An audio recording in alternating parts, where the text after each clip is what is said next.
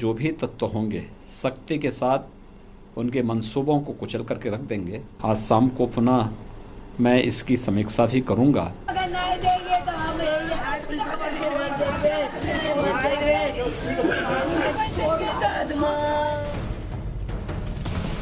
इतनी बड़ी दुश्मनी रहा है, सबको पता रहा है, सब रोज बोलाते थे तुमको मार देंगे, आए तुमको मार देंगे, रोज बोलाते रहे ना के दाने।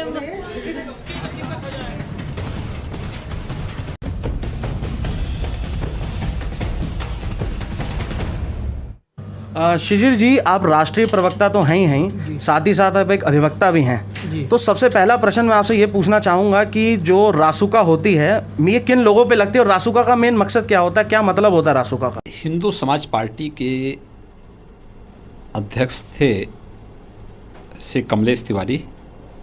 अराजक चरमपंथी हुआ करते थे जो कि भगवा वस्त्र धारण करके धोखे से उनकी हत्या करके चले जाते हैं। हिंदूवादी नेता कमलेश तिवारी के 2 हत्यारों पर लगी रासुका।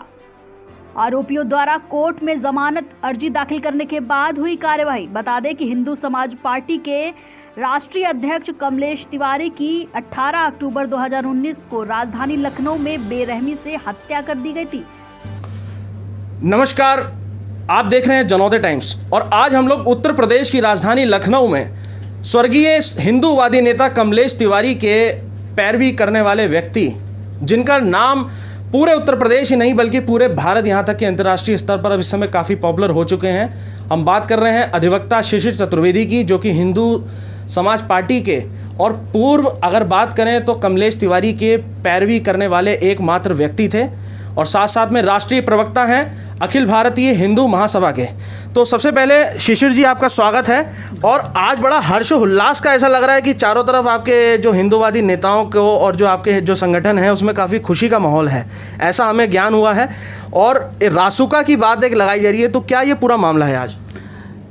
वैसे तो आप जो सामने देख ही रहे हैं किस तरीके से यहाँ चाय समोसा और रसगुल्ले यहाँ पर खाए जा रहे हैं, जो आ रहे हैं वो स्वयं मिठाई लेके आ रहे हैं। हर्ष का विषय ये है कि हमारे हिंदूवादी नेता कमलेश जी की निर्मम हत्या छलकारी जो अराजक चरमपंथी हुआ करते थे जो कि भगवा वस्त्र धारण करके धोखे से उनकी हत्या करके चले जाते हैं, उनको उनकी अंजाम तक पहुंचाने का कार्य हमने और हमारी टीम ने किया और लगातार उनके खिलाफ हम लोग लड़ाई लड़ते रहेंगे।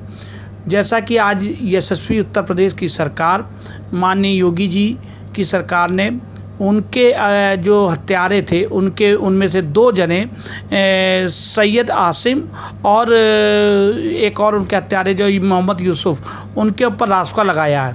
उसको लेकर आज यहाँ पर हम लोग खुशी और हर्ष मना रहे हैं कि जो बच्चे लोग हैं उन पर भी रासुका लगाए उत्तर प्रदेश की सरकार, और जल्द से जल्द उन्होंने हत्यारों को सरकार ने पकड़ा और उनको जेल की सलाखों को पीछे भेजा। तो ये हम लोग एक खुशी का दिन है, बहुत बड़ा दिन है हमारे लिए। शिशिर जी, आप राष्ट्रीय प्रवक्ता तो हैं ही हैं, साथ ही साथ आप एक अधिवक्ता भी हैं। तो सबसे पहला प्रश्न मैं आपसे ये पूछना चाहूँगा कि जो रासुका होती है ये किन लोगों पे लगती है और रासुका का मेन मकसद क्या होता है, क्या मतलब होता है रासुका का? रासुका का मतलब ये होता है, रासुका उन लोगों पे लगाई जाती है जिनके कृत्यों से आप राष्ट्र को क्षति पहुँचने की ऐसी आशंका होती है। जैसा कि कमलेश तिवारी के ऊपर मोहम्मद साहब के खिलाफ एक बयान देने के मामले को लेकर अखिलेश सरकार ने रासुका लगाई थी। तो उस वक्त ये था कि हिंदू मुस्लिम दंगे हो सकते हैं, देश की एकता और अखंडता को चोट पहुंच सकती है।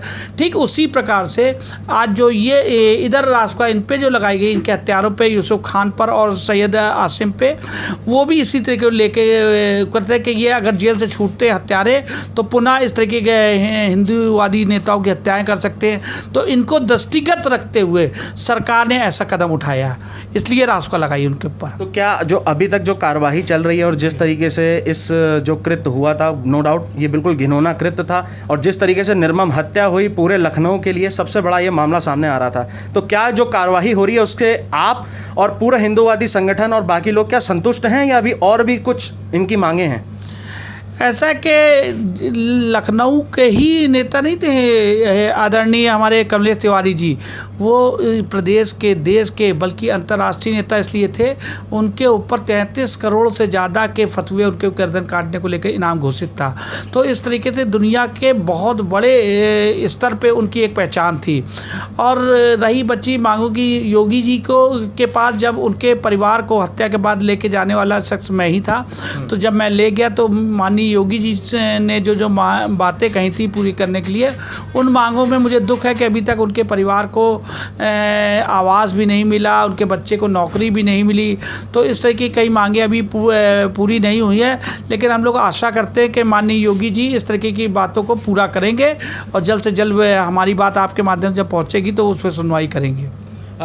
शिशिर जी, एक चीज़ और पूछना चाहेंगे, जैसे आपने बताया मुख्यमंत्री योगी आदित्यनाथ, यानी कि जो प्रदेश में वर्तमान में मुख्यमंत्री हैं भारतीय जनता पार्टी, जो कि राष्ट्रीय स्तर पर हर प्रदेश में लगभग हर प्रदेश में है, और केंद्र में बीजेपी की सरकार है, तो उसके बावजूद भी एक हिंदूवादी नेता की जो मृत्यु होती है, स्टार्टिंग में ये देखा जा रहा था कि इसका जिम्मेदार जो है, क्योंकि कहीं ना कहीं जो उत्तर प्रदेश सरकार की बात करी जाए, योगी सरकार की बात करी जाए, तो अखिलेश सरकार के अंदर इनको पूरी सिक्योरिटी मिली हुई थी और यहाँ पर उनसे जो सिक्योरिटी है वो छीनी गई थी। तो क्या ये भी एक सबसे बड़ा बिंदु उस समय आ रहा था? और फिलहाल जो हो गया वो तो हो गया, जो अब कार्रवाई हो रही है उससे आप संतुष्ट हैं, वो भी एक अच्छी बात है।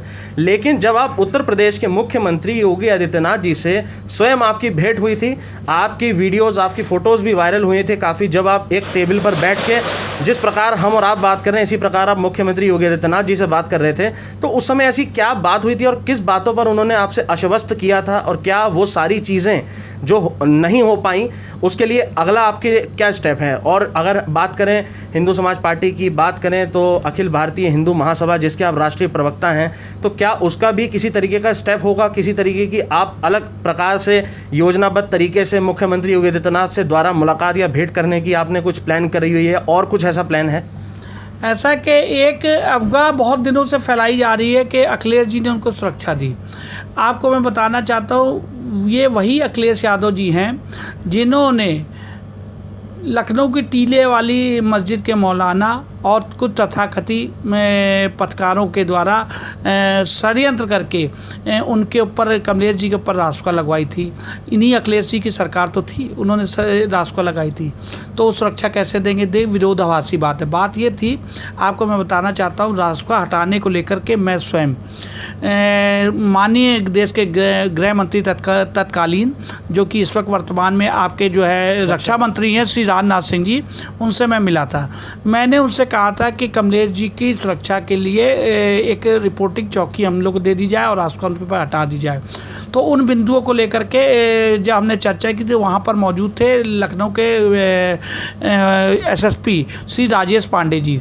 तो राजेश पांडे जी से मैंने व्यक्तिगत मिलकर उनसे मुलाकात की और उनसे निवेदन किया था, तो उस आधार पे उनको सुरक्षा दी गई थी राजेश पांडे जी से कहने पे। ये बात तो सरकार तक पहुँची ही नहीं होगी जो मैं बता रहा हूँ, क्योंकि जो व्यक्ति उनके ऊपर रासुका लगाया हो वो उनको सुरक्षा क्यों देगा? तो ये अब फ़ायदा लेने के लिए और योगी सरकार को बदनाम करने के लिए इस तरीके की बातों का दुष्प्रचार किया जा रहा है। अब रही योगी सरकार जी से, जब मैं मुलाकात हुई थी तो योगी जी से उन्होंने हम लोग को ये दिया वचन मिल किया था कि उनके बड़े बेटे को नौकरी दी जाएगी और इनको एक आवास लखनऊ में दिया जाएगा और 15 लाख रुपये देने की उन्होंने बात कही थी। तो हम लोग असंतुष्ट थे 15 लाख पर कि वो जो सहायता राशि है वो कम थी। तो खैर उन्होंने 15 लाख रुपए दिया और कुछ बातों को पूरा किया, लेकिन जो विशेष 2 मांगे थी आवास की और उनके बच्चे की नौकरी की, वो अब तक पूर्ण नहीं हुई है। उसको लेके हम लोग के मन में दुख तो है, लेकिन खैर उसको हम लोग बैठ के सेट आउट करेंगे। अभी योगी जी के बाद हम लोग को कुछ और मामलों को लेके जाना है, तो जब मुलाकात करेंगे तो महाराज जी से पुनः निवेदन करेंगे उन बातों को पूरा किया जाए। बहुत बहुत अच्छी बात है ये। तो आज जो रासुका लगी है, ये जिलाधिकारी अभिषेक प्रकाश जी द्वारा ये जानकारी दी गई कि जो जेल में मौजूद कैदी हैं उन पर राष्ट्रद्रोह का मुकदमा लगाकर अब उनको जेल से बाहर आजीवन उनको नहीं लाया जाएगा, जो अभी तक जो जानकारी प्राप्त हो रही है। तो क्या वो जानकारी बिल्कुल सत्य है और क्या प्रमाणित हो चुकी है? क्या उन पर रासुका लग चुकी है या अन्य कोई से इस केस से जुड़ी अन्य कोई ऐसी जानकारी जो हमारे दर्शक तक नहीं पहुंच पा रही हो या लोग जानना चाह रहे हो, कोई ऐसी जानकारी जो अभी भी छिपी हुई हो? जी, मैं सबसे पहले उन चरमपंथियों को आगाह करना चाहता हूं कि लाखों करोड़ों रुपया का लेके मुस्लिम संगठन जो देश भर में हैं चरमपंथी, वो अगर हिंदुओं के हत्यारों को बचाने के लिए ताकत लगा सकते हैं तो जब तक शिशिर चतुर्वेदी की धमनियों में रक्त दौड़ रहा है तब तक वो हिंदुओं के हत्यारों को बख्शने की लड़ाई लड़ रहे हैं, उनको सजा दिलवाने का कानूनी तौर से पूरा कार्य करते रहेंगे। और मैं आपको बता रहा हूँ कि उसी कड़ी की जो मुस्लिम संगठनों ने हत्यारों को छुड़ाने की बात कही थी, उसी तरीके से हम लोग ने उनको सज़ा दिलाने का ऐलान किया था, जो कि आज आप देख रहे रासुका लगी है।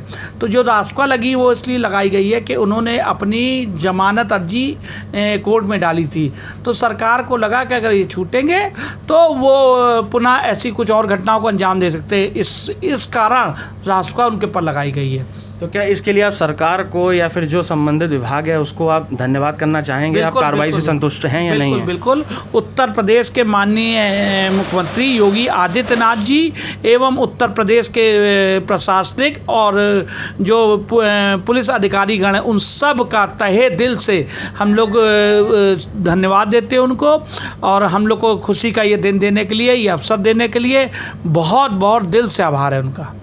तो बहुत बहुत धन्यवाद। जैसा आपने देखा, हम लोग मौजूद थे राष्ट्रीय प्रवक्ता अखिल भारतीय हिंदू महासभा के राष्ट्रीय प्रवक्ता शिशिर चतुर्वेदी जी के साथ उत्तर प्रदेश की राजधानी लखनऊ में। और जैसा कि हिंदूवादी नेता कमलेश तिवारी की हत्या हुई, हत्या के बाद में एक संघन अपराध तो था, साथ ही साथ एक निर्मम हत्या थी, जो कि होने के बाद पूरे देश भर में जन आक्रोश था।